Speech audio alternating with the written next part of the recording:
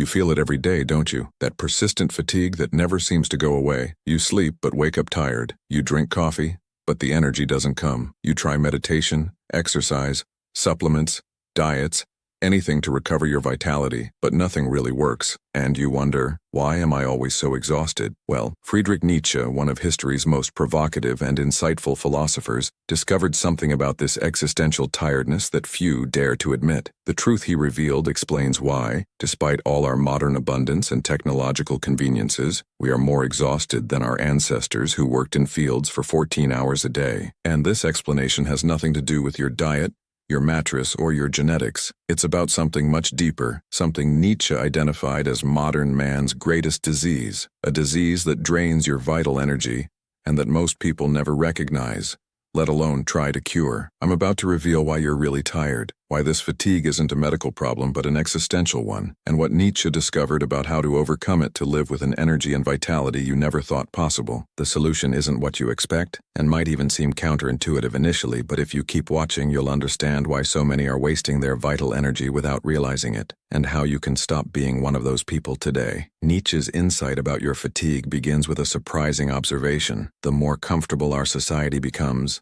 the more exhausted we become. This is paradoxical. We have machines that wash our clothes, clean our dishes, and cut our grass. We have cars that transport us without physical effort. We have abundant food delivered to our doors. And yet, we are more tired than when humans had to hunt, build shelters with their own hands, and fight daily for survival. Why? Nietzsche argued that we aren't tired because of what we do. We're tired because of what we don't do, and more specifically because of what we aren't allowed to do. We're exhausted by the constant effort to suppress our deepest instincts, to domesticate our true nature, to conform to society's expectations. As he wrote in The Genealogy of Morals, modern man represents a contradiction of values that makes him sick. You're exhausted not because you work too much, but because you live too little. To understand this completely, we need to examine what Nietzsche called bad conscience, the internalization of social repression that leaves everyone exhausted. Nietzsche argued that civilization requires us to repress many of our natural desires, instincts, and impulses. This begins in childhood. Don't shout, be quiet, behave, and continues into adulthood. Be professional, be politically correct, be moderate. All these commands require us to spend energy repressing who we really are. And this repression, this bad conscience as Nietzsche called it, is incredibly expensive in energetic terms. Have you noticed how tired you are after a day when you had to behave, perhaps in a meeting with your boss, a dinner with your in-laws, or any situation where you had to constantly monitor your behavior? This is no coincidence. You are literally spending your vital energy to maintain a facade, to repress your authenticity. And the cruelest part is that this process begins so early and is so pervasive that you probably don't even notice it anymore. You think your fatigue is normal. You think it's just how life is. You've resigned yourself to living with 50% or less of the energy and vitality you could have. But Nietzsche would insist that this is not the natural condition of the human being. It's a cultural disease that we accept as normal. Even more pernicious is what Nietzsche identified as resentment, the psychological poison that arises when we cannot express our vital force in healthy ways. When we constantly repress our natural desires and impulses, they don't disappear. They either implode or explode. We implode when we transform this repressed energy into self-loathing, depression, and chronic fatigue. We explode when it overflows as anger, addiction, or self-destructive behavior, and both manifestations deeply drain our energy. If you identify with this persistent fatigue, with this feeling that you're never fully alive, comment below, I want to awaken. Share how this repression manifests in your life. Do you feel more tired in certain social environments? Do you notice a pattern in when your energy disappears? Your discoveries may not only help others, but also deepen your own understanding. Now, let's explore how this repression manifests in modern life, creating what Nietzsche would call the last man, a diminished version of humanity that chooses safety and comfort over vitality and meaning. For Nietzsche, the last man is the human being who has traded his vital power for comfort, security, and predictability. It's someone who prefers small happiness, a little poison now and then which produces pleasant dreams, and much poison at the end for a pleasant death. Sound familiar? That's modern life. Small doses of distraction, social media, streaming, shopping, that make us feel momentarily better, while we slowly head toward a death that comes long before the grave, the death of our vitality. The last man, according to Nietzsche, is one who would blink in bewilderment if you suggested there is a more intense, more meaningful, more energetic life. What? Risk my comfort, my security, my predictability, and then would return to his entertainment, his safe routine, his mediocre but stable job, his passionless relationship, his protected existence, and his inexplicable tiredness. The problem is that we've been conditioned to accept this kind of life as the only responsible and mature way to exist. Any deviation is labeled as immature, irresponsible, or even dangerous. Grow up, they say, which really means accept a smaller life. Be realistic, they say, which really means stop desiring something more. Find stability, they say, which really means get used to being tired. But Nietzsche would insist that this conformity is precisely what's slowly killing us. As he wrote in Beyond Good and Evil, the discipline of suffering was the sole cause of every enhancement of humanity so far. In other words, it's through struggle, risk, confronting our limits, not through avoiding them, that we find our true energy. And here's an even more shocking revelation. You may be contributing to your own depletion through what Nietzsche called slave morality, a way of thinking that unconsciously values weakness over strength. Nietzsche made a radical distinction between what he called master morality and slave morality. Slave morality arises from the resentment of the weak against the strong. It values qualities like humility, obedience, compassion, not because they're inherently valuable, Nietzsche argued, but because they're useful for those without power. Now, before you misunderstand me, Nietzsche wasn't advocating for cruelty or uncontrolled selfishness. What he was pointing out is that many of the values we automatically consider good might actually be expressions of resentment that undermine our vitality. When we consider humility superior to confidence, obedience superior to independence, or self-sacrifice superior to self-assertion, we're potentially feeding what he called morality of resentment, a morality that exhausts us. Think about how much energy you spend trying to be humble enough, selfless enough, self-denying enough. Think about the exhaustion that arises when you constantly put others' needs and desires above your own, not because you genuinely want to, but because you've been conditioned to believe that's how a good person acts. Nietzsche would argue that this morality based on self-denial is fundamentally anti-life, and therefore exhausting. He wrote in The Genealogy of Morals, "The active, aggressive, boundary-crossing man is 100 steps closer to justice than the reactive man." In other words, the person who asserts themselves,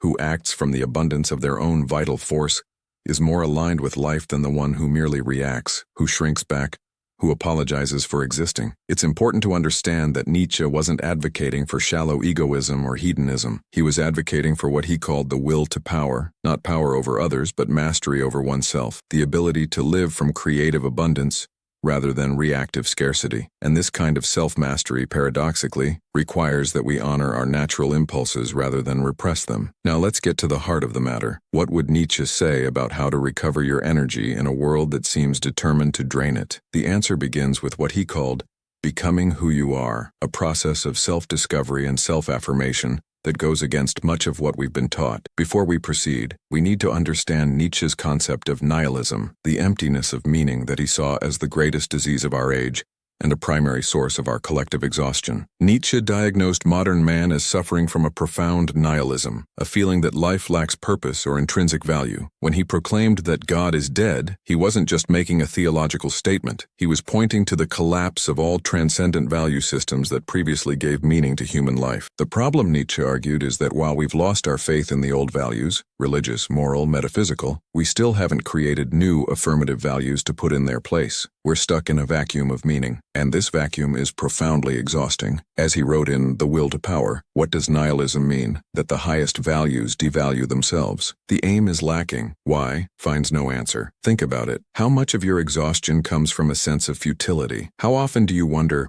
what's the point, as you go through the empty routines of modern life? This isn't just physical tiredness, it's existential exhaustion. You're tired because you're exerting energy on activities that deep down don't seem to really matter. Nietzsche's solution wasn't a return to the old values, which he saw as fundamentally hostile to life. Instead, he advocated for the creation of new values, values that affirm life rather than deny it, that celebrate the world rather than devalue it in favor of some imaginary beyond. This is a crucial aspect for understanding modern tiredness. Many of us are operating with value systems we didn't create, that don't reflect our true natures, and that may even be hostile to our vitality. We're trying to find meaning in structures that were designed, in many cases, to control and diminish human strength, not to enhance it. Nietzsche argued that life has no intrinsic purpose beyond itself, and this, far from being despairing, is deeply liberating. It means we are free to create meaning, to design our own values, to give purpose to our existence,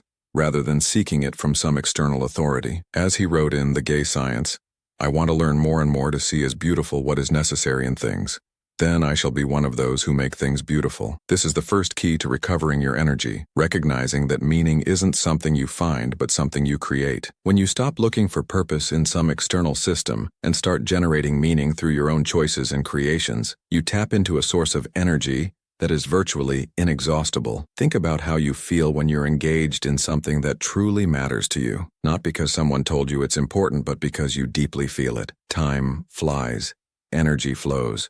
Fatigue disappears. This is no coincidence. You're aligned with your own will to power, not fighting against it. This creation of meaning is the antidote to what Nietzsche called small happiness, the pursuit of comfort, security, and distraction that characterizes so much of modern life. Oh, these humans today, they aspire to happiness and blink their eyes, he wrote in Thus Spoke Zarathustra. This pursuit of comfort, this avoidance of difficulty and challenge, is precisely what leaves us weak, apathetic, and perpetually tired. In contrast, Nietzsche celebrated what he called great happiness, the expansive joy that comes from overcoming obstacles, from creating, from growing, from becoming more. This happiness doesn't come from the absence of problems, but from the pleasure of facing and overcoming them. As he wrote, the most noble kind of human being finds happiness where others find their destruction, in the labyrinth, in hardness against himself and others, in experiment. This brings us to another crucial insight from Nietzsche about our fatigue. We're exhausted not because we work too much, but because we work without purpose, without connection to our own creative will. Meaningful work energizes, empty work exhausts. As he noted, he who has a why to live for can bear almost any how. The first step is what Nietzsche would call the transvaluation of all values, radically questioning the cultural assumptions that drain your energy. This means asking, does this value truly serve life, or does it serve social control? Does this belief increase my vitality or diminish it? Does this behavior come from abundance or from scarcity? For instance, you've been taught it's good to always be available to others. But does this truly serve life, or does it drain you to the point where you have less to give in the end? You've been taught it's responsible to stay in a job you hate for security. But is this really wise? Or is it slowly killing something essential within you? This is not a license to be selfish or reckless. It's an invitation to honestly examine which values truly enhance your capacity to live fully,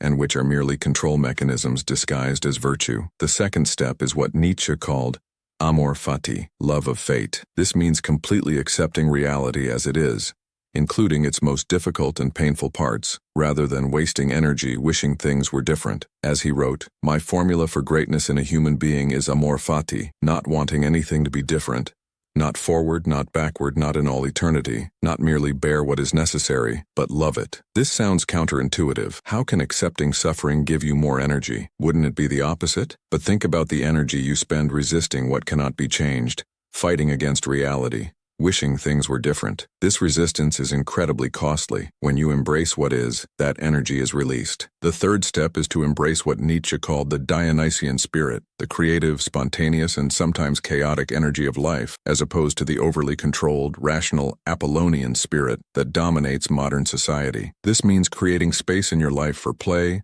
creativity, authentic expression, even, especially, when they seem unproductive. Have you noticed that, as an adult, you rarely play without purpose? Everything has to have a goal, an outcome, a justification. Even our leisure has become optimized, gamified, monetized. But Nietzsche would suggest that this overly purposive approach to life is precisely what's draining your vitality. As children, we were naturally energetic. What changed wasn't primarily our bodies, though aging is real, but our relationship to life. We've lost what Nietzsche called the innocence of becoming, the capacity to exist fully in the moment without self-judgment, without the constant exhausting metacognition that characterizes adult consciousness. The fourth step, and perhaps the most radical, is what Nietzsche called the will to power, learning to express your vital force in healthy ways, rather than repressing it until it either implodes as illness or explodes as resentment. This doesn't mean dominating others. It means mastering yourself, transforming your natural impulses into creative expression rather than destruction. The will to power is often misunderstood as an impulse to control others. But for Nietzsche,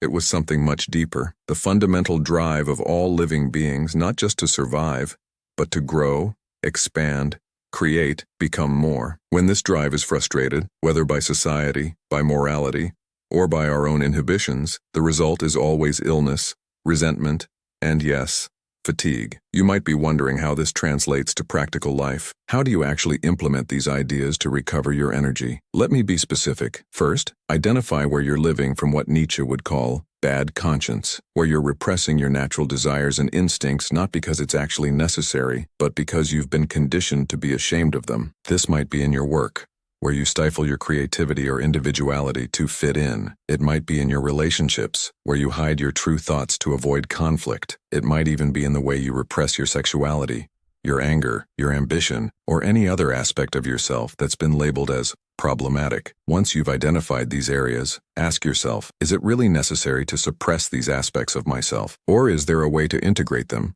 Express them healthily, transform them into creative strength rather than self-destruction? The answer often involves finding appropriate channels for these impulses, rather than denying them entirely. Second, practice what Nietzsche would call fertile solitude. Nietzsche was a great proponent of solitude not as escape, but as space for self-development. He wrote, "Be at least your own master in a quiet corner." In our hyper-connected society, we're rarely truly alone with our thoughts. We're constantly reacting to messages, notifications, expectations. This constant reactivity is deeply exhausting. Creating time regularly to be truly alone, no phone, no entertainment, just you and your thoughts, might seem frightening at first, but it's in this space that you can begin to hear your own voice underneath all the internalized voices of society, parents, culture, and it's in this space that you can begin to reclaim your energy. Third, adopt what Nietzsche called perspectivism, the understanding that there is no single objective truth, only perspectives. This is liberating because it means you don't need to exhaust yourself trying to be right all the time, or conform your thinking to some external standard of truth. Instead, you can develop your own perspective, your own way of seeing, your own interpretation of life. This isn't relativism, the idea that all perspectives are equally valid. For Nietzsche, some perspectives are more robust, more honest, more conducive to life than others. But the crucial point is that you don't need to blindly accept the dominant interpretations that society imposes, especially when those interpretations diminish your vitality. Fourth, practice what Nietzsche called eternal recurrence, a mental exercise where you ask, would I live this same life, exactly the same way, repeatedly for all eternity? This isn't a belief in reincarnation, but a test to see if you're truly affirming the life you're living. If the idea of repeating your current life forever seems like a nightmare, that's a sign you're not living in accordance with your deepest values. You're compromising essential aspects of yourself, and that's draining your energy. But if you can genuinely say yes to the eternal repetition of your life, this suggests you're living authentically, in accordance with your own nature, and that's precisely what Nietzsche would say is necessary for sustained vitality. Fifth, cultivate what Nietzsche called the free spirit, the ability to think beyond conventions, to question the unquestionable, to imagine new possibilities. This isn't rebellion for its own sake, but the refusal to accept arbitrary limitations on your thought or experience. As Nietzsche wrote, the individual has always had to struggle to keep from being overwhelmed by the tribe. If you try it, you will often be lonely and sometimes frightened.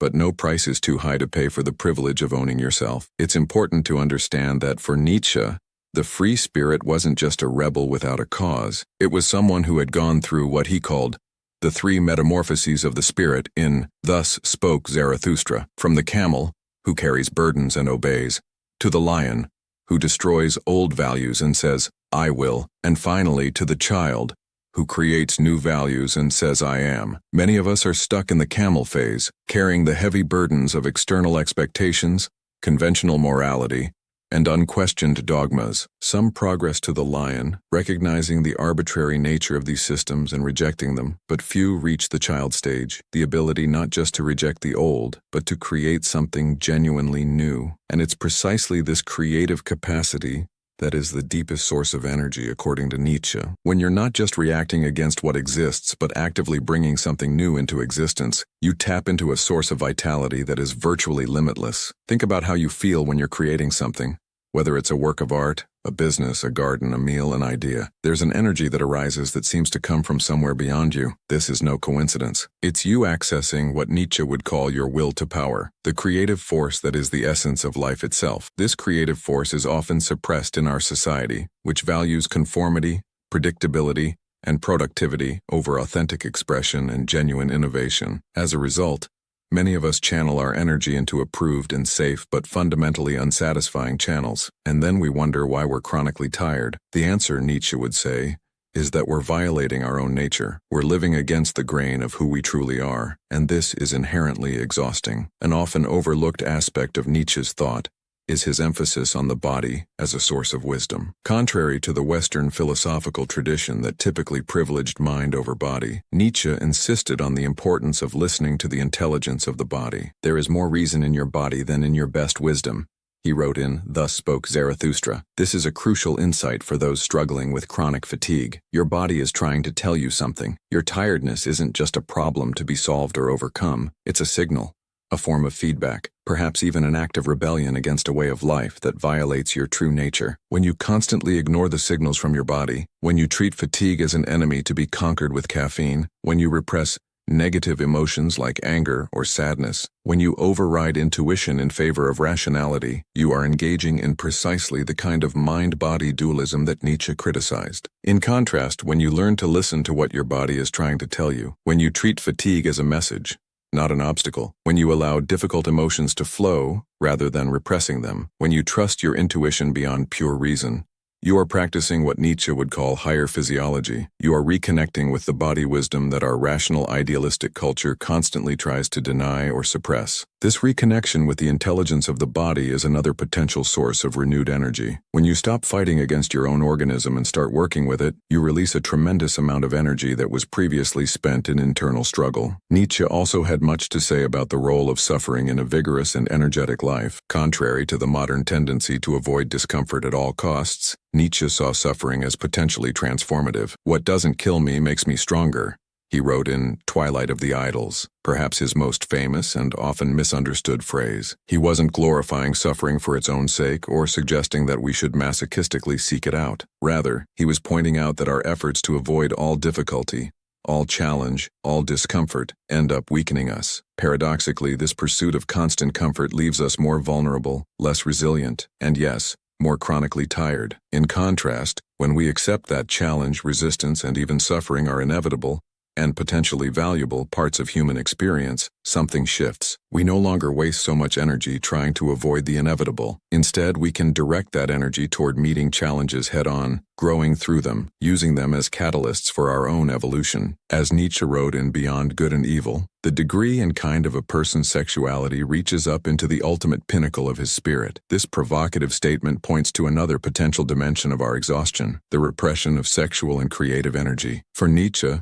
sexuality wasn't just a matter of physical behavior, but an expression of the most fundamental life force, the will to power manifested through the body. When this energy is repressed, sublimated, or channeled only into socially approved forms, the result is a general diminishment of vitality. This isn't an invitation to limitless indulgence, but a recognition that our vital energy, including but not limited to sexuality, needs authentic expression. When we deny this expression, whether through shame, fear, or conformity, we are essentially blocking our own flow of energy. Nietzsche's relationship to religion was complex and often misunderstood. While famous for his proclamation that God is dead, he wasn't simply anti-religious. Rather, he criticized how traditional religions, especially Christianity, had become hostile to life in their emphasis on the afterlife, denial of the body, and guilt-based morality. However, he also recognized the power of religious experience when detached from these life-denying elements. He especially admired the Dionysian aspects of certain religious traditions, those that celebrated ecstasy,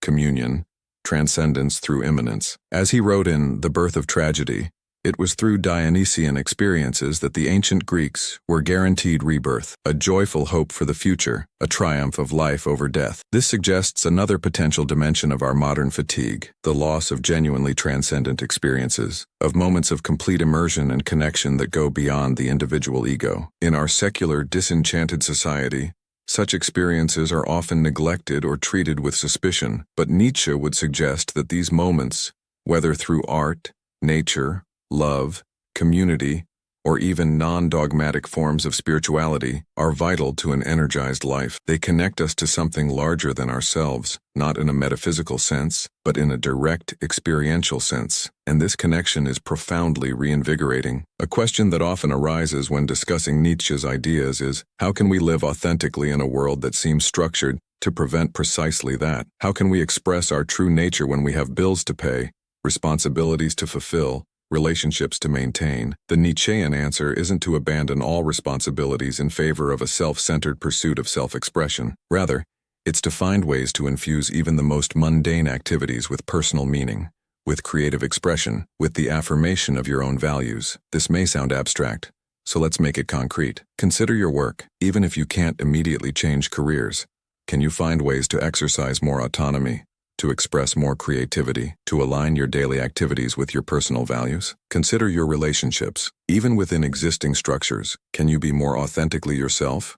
Communicate more honestly, establish clearer boundaries that protect your energy? The key is what Nietzsche would call the great health, a state of exuberant vitality that comes not from the absence of challenges, but from the capacity to find meaning and joy within them. As he wrote in The Gay Science, "To my taste, you hurry too much. Learn first to live and only then to calculate." This is perhaps the most liberating aspect of Nietzsche's philosophy, the idea that there is no final destination, no state of perfection to be achieved. There is only the ongoing process of becoming, of creating yourself, of expressing your will to power in the most authentic way possible. And it's in this process, not in some end result, that true vitality is found. Think about how much energy you spend trying to get there, that imaginary state of success, fulfillment, or perfection, where you will finally be enough. Nietzsche would suggest that this very pursuit is what's draining your vitality. When you recognize that you're already complete in your state of eternal becoming, a tremendous amount of energy is released. For those who are constantly exhausted,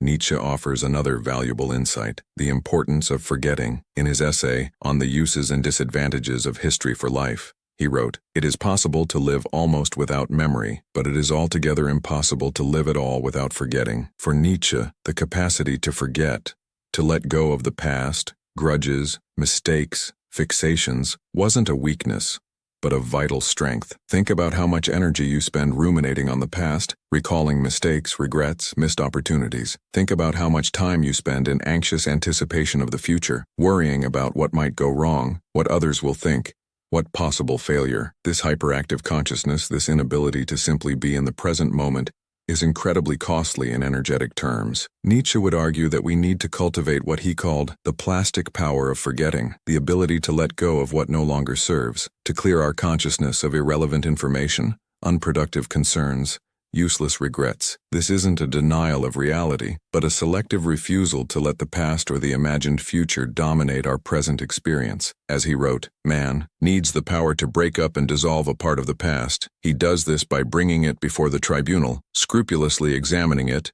and finally condemning it. This process of conscious judgment allows us to free the energy that would otherwise be spent in perpetual regret or future anxiety." This perspective offers another dimension for understanding our contemporary fatigue. We're exhausted by the weight of information, by cognitive overload, by the constant pressure to remember, process, and respond to an endless stream of stimuli. Nietzsche, writing long before the digital age, already recognized the danger of an overburdened consciousness and the vital importance of the capacity to forget. In our hyper-connected world, this capacity has become even more crucial. We're inundated with news, notifications, emails, messages, endless feeds, all competing for our limited attention. And each little decision, each moment of divided attention, each shift in focus represents an expenditure of energy. No wonder we're so tired. Nietzsche's prescription would be radical: deliberate periods of disconnection, of silence, of allowing your mind to empty of all this noise, not as escape, but as a positive act of consciousness curation, a decision about what deserves your mental energy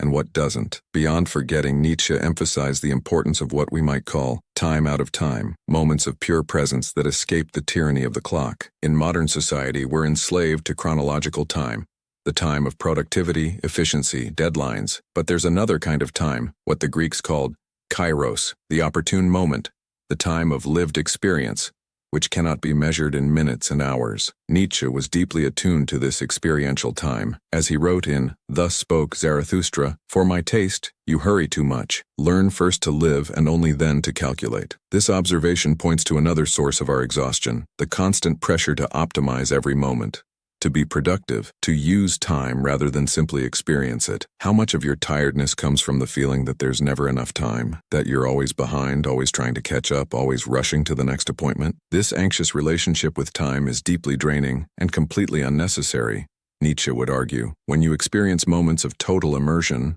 whether in a creative project, a meaningful conversation, an encounter with nature, or any activity that completely engages your attention, you enter a state that transcends chronological time. And in these moments, paradoxically, you often feel more energy after the experience than before, even though you've spent hours on it. This suggests that our energy isn't a fixed quantity that inevitably diminishes with use. On the contrary, certain kinds of engagement actually generate more energy than they consume. The key is to identify which activities energize you and which drain you, not in terms of physical or mental effort, but in terms of alignment with your authentic nature. This is one of Nietzsche's most liberating insights, the idea that we can actually cultivate our own energy, not through conservation or protection, but through appropriate expression. As he wrote, "Joy wants itself, wants eternity, wants recurrence, wants everything eternally the same." In other words, true joy, the authentic expression of the will to power, perpetuates itself. It's self-renewing, self-sustaining. It doesn't leave you exhausted but invigorated. The challenge is to find the forms of expression that resonate most deeply with your particular nature. At this point, it's important to recognize that Nietzsche wasn't offering a one-size-fits-all formula. On the contrary, he insisted on the importance of experimentation, of careful self-observation, of what we might call personal science. As he wrote in Daybreak, "Hitherto all enhancement of human knowledge has derived from the strongest, most terrible, most implacable self-questioning. This self-experimentation requires courage, honesty, and rigor. It means being willing to question your most basic assumptions about what you need, what you want, what truly enhances your vitality versus what diminishes it. It means being willing to go against cultural norms, against expert advice, against your own programming if necessary to discover what genuinely works for you. This is an ongoing process, not a one-time solution. As Nietzsche wrote, "Man is a rope stretched between beast and overman, a rope over an abyss." We are constantly trying to find balance in a changing world, renegotiating our relationship with our own energy and vitality. The most radical aspect of Nietzsche's approach to human energy was his insistence that we are not primarily rational entities, but bodily ones, creatures of instinct, desire, and will, whose rationality is only a small part of our being. This perspective goes directly against the dominant Western view, which tends to privilege mind over body, reason over instinct, control over spontaneity. For Nietzsche, this traditional hierarchy is precisely what leaves us chronically tired. We're constantly fighting against our own nature, trying to subordinate the body's impulses and desires to reason, which often isn't true reason at all, but merely internalized social convention. As he wrote, "Behind your thoughts and feelings stands a mighty ruler, an unknown sage, whose name is self. He dwells in your body, he is your body." This is a radical claim. The body isn't just the vessel of mind or spirit, but the very ground from which thought and feeling emerge. When we try to repress or deny the body's impulses in favor of abstract ideals or social expectations, we are literally fighting against ourselves, and this internal struggle is deeply exhausting. The solution isn't to abandon oneself to every momentary impulse, but to develop what Nietzsche would call a second innocence, a more integrated relationship with the body and its desires, where impulses are neither blindly indulged nor rigidly repressed, but consciously channeled into creative expression. As he wrote, "I teach you the overman. Man is something that shall be overcome. The overman is the meaning of the earth." This second innocence isn't a return to the pre-civilized state. It's a conscious synthesis that integrates the instinctual and rational aspects of our nature into a more harmonious whole. It's learning to listen to and honor the body's wisdom without being blindly governed by every momentary impulse. For those struggling with chronic fatigue, this insight offers a powerful perspective. Your tiredness may not be simply a physical problem, but a symptom of deeper misalignment between body and mind, between instinct and reason, between authentic nature and social persona. The cure isn't more discipline, more effort, more control, but a more conscious, integrative relationship with all aspects of your being. Another crucial dimension of Nietzsche's philosophy that relates to our vital energy is his perspective on time, particularly his notion of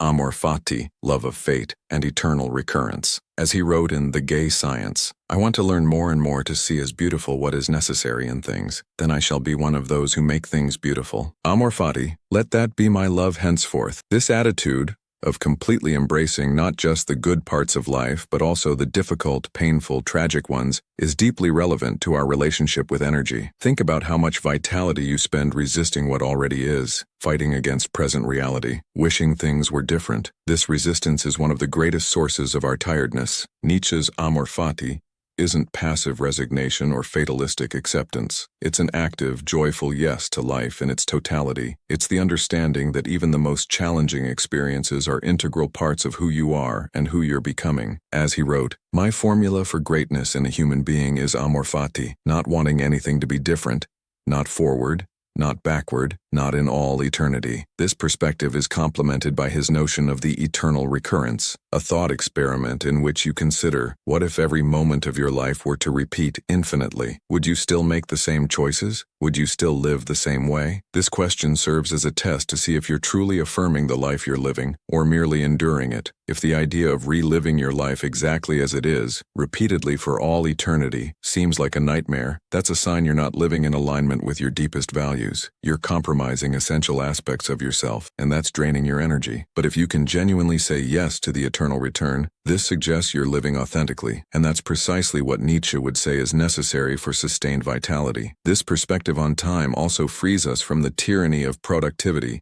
and linear progress that characterizes so much of modern life. We're not always trying to get somewhere. There is no final state of achievement, only the eternal process of becoming. And it's in this process, in this ongoing flow, that we find our deepest vitality. When you truly embrace this cyclical, non-linear view of time, something remarkable happens. The future ceases to be a source of anxiety, and the past ceases to be a source of regret. You are more fully present in the now, not because you're practicing some mindfulness technique, but because you've viscerally understood that the now is all that truly exists. And it's in this full presence that you find reservoirs of energy you didn't know you possessed, not because you're trying to conserve energy or manage it better, but because you've stopped wasting it on resistance, regret, and anxiety. As Nietzsche wrote, "The secret of harvesting from existence the greatest fruitfulness and greatest enjoyment is to live dangerously." Living dangerously doesn't mean seeking literal risk-taking behaviors, though it might include this for some people. It means being willing to risk comfort for growth, security for authenticity, others' approval for fidelity to oneself. And paradoxically, it's precisely in this kind of dangerous life that we find the most sustainable and abundant energy. As we delve deeper into Nietzsche's thinking, we see that he offers a radically different perspective on human tiredness. Rather than treating it as a deficiency to be corrected or a weakness to be overcome, he sees it as a sign, valuable feedback from the body and psyche about how we're living. Fatigue may be a form of resistance, a refusal of the organism to continue participating in a way of life that violates its deepest nature. Viewed this way, fatigue becomes not an enemy, but an ally, an invitation to question the fundamental assumptions that guide our existence. As Nietzsche wrote, "Every great pain, whether of body or spirit, reveals possibilities that would otherwise remain eternally unknown to us." If you're constantly exhausted, perhaps your body is trying to tell you something important. Not that you need more coffee or a better mattress, but that you're living in a way that is fundamentally unsustainable, not in practical terms, but in existential ones. You're wasting vital energy trying to be someone you're not, trying to live according to values that aren't truly yours, trying to find meaning in places where it doesn't exist for you. The cure isn't to find more efficient ways to manage your energy within the same unsustainable paradigm. It's to question the paradigm itself. As Nietzsche challenged, how many people know how to observe? And among the few who do know, how many observe themselves? This self-observation, not through the lens of external judgments or abstract ideals, but through simple attention to what enhances or diminishes your vitality, is the first step toward what Nietzsche would call the great health. This isn't a state of physical perfection, but a state of deep alignment between body and mind, between nature and expression, between desire and action. And this great health isn't characterized by the absence of challenge or suffering, but by the capacity to transform even the most difficult experiences into creative expression, into growth, into life affirmation. As Nietzsche wrote, "I assess the power of a will by how much resistance, pain, torture it endures and knows how to turn to its advantage." In practical terms, what does this mean for you? It means beginning to pay attention to what truly gives you energy versus what drains it, not according to some external model of what should be revitalizing, but but according to your direct, visceral experience. It means being willing to radically question the cultural assumptions that shape your relationship to work, leisure, success, meaning. It means experimenting with new ways of being, not to find the right answer, but to discover what resonates most deeply with your particular nature. But above all, it means abandoning the search for some ideal state of energy or vitality, and learning to live with and through your natural rhythms of expansion and contraction, activity and rest, creation and integration. As Nietzsche wrote, one must learn to love oneself, thus do I teach, with a wholesome and healthy love, so that one can endure it with oneself and not go roaming about. This wholesome and healthy love isn't narcissism or self-indulgence. It's the deep acceptance of all dimensions of your being, your desires and your fears, your strengths and your weaknesses, your certainties and your doubts. It's the refusal to betray aspects of yourself to fit some external mold of how you should be. And it's precisely in this radical self-acceptance, in this deep yes to the totality of who you are, that you find the most sustainable source of energy and vitality, not through techniques or hacks or optimizations, but through the simple, though challenging practice of living in alignment with your true nature. As Nietzsche wrote, "I am not a man, I am dynamite." This wasn't mere hyperbole. It was the recognition that when we live in accordance with our deepest nature, when we express our will to power rather than suppress it, we release an explosive power, a vitality that transcends conventional limitations and transforms not just our own experience, but potentially the world around us. And perhaps this is precisely what we most fear, not our weakness but our strength, not our tiredness but our vitality, not our failure, but our unlimited potential. As Nietzsche observed, what is done out of love always takes place beyond good and evil. When you allow yourself to live from that love, not the sentimental, saccharine love that our culture often celebrates, but the fierce, uncompromising love for life in all its dimensions, you tap into a source of energy that is virtually inexhaustible. You discover that you're not spending energy, but channeling it, expressing it, allowing it to flow through you rather than trying to contain or control it. And in this flow, you find not just more energy, but a life worth living with all that energy. A life that, in Nietzsche's words, you could joyfully affirm to repeat eternally. As he wrote in his last published work, "I have given you everything, and empty-handed I now stand before you. All I have is that I am naked before you." This is Nietzsche's final message for those struggling with chronic fatigue. Your vitality isn't lost, merely forgotten beneath layers of social conditioning, external expectations, and self-alienation. And the path to reclaiming it isn't through more discipline, more effort, more control, but through a radical reconnection with the living core of who you truly are, with the will to power that is the very essence of life. As he wrote, "And those who were seen dancing were thought to be insane by those who could not hear the music." Perhaps your fatigue isn't a sign that something is wrong with you, but an invitation to listen more deeply to the music only you can hear, and to dance a dance only you can dance, even if in the eyes of a society that values conformity over authenticity, this looks like madness. Of course, this is easier said than done. We live in a world that rewards conformity and punishes authenticity. We have responsibilities, bills to pay, people who depend on us. Nietzsche wasn't suggesting that we abandon everything in pursuit of some individualistic utopia. What he was suggesting is that within the real limitations of our lives, we can find ways to express our true nature, to create meaning according to our own values, to live from our abundance rather than our scarcity. And when we do this, even in small moments, even in private spaces, our energy naturally begins to return.